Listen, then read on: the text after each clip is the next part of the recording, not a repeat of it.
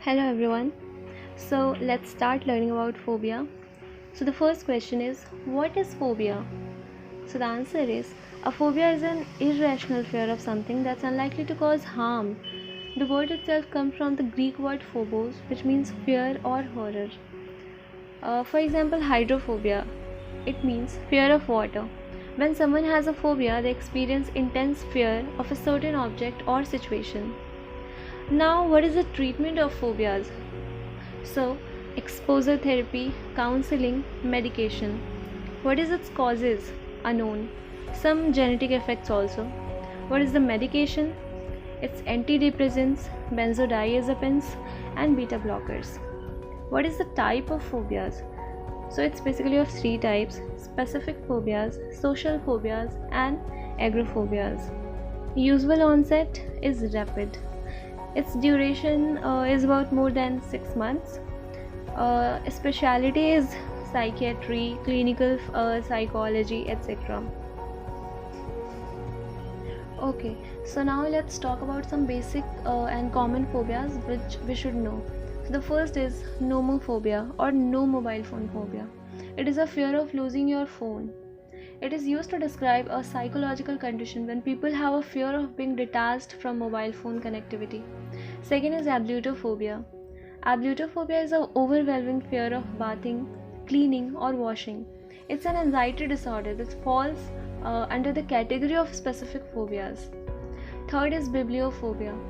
Bibliophobia is an unusual phobia of books. It is a fear of study and learning.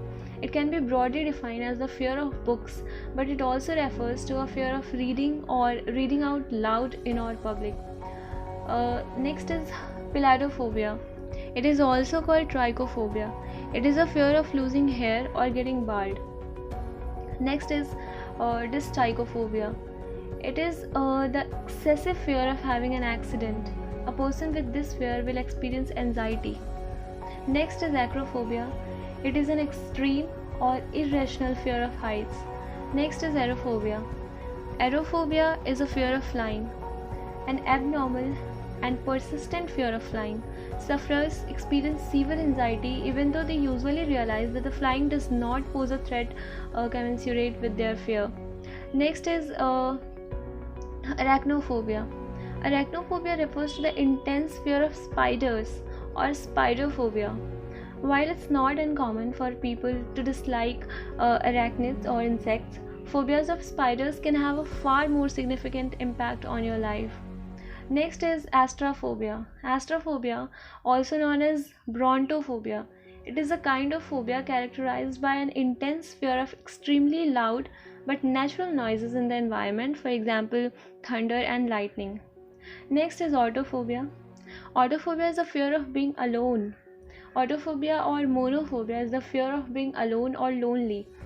Being alone, even in a usually confronting place like home, can result in severe anxiety for people with this condition. Next is hemophobia. Hemo means blood, so it is basically a blood phobia. An abnormal and persistent fear of blood. Sufferers of this very common phobia dread the sight of their own blood, the sight of the blood of another person or an animal, and sometimes printed or filmed images of blood or even thoughts of blood.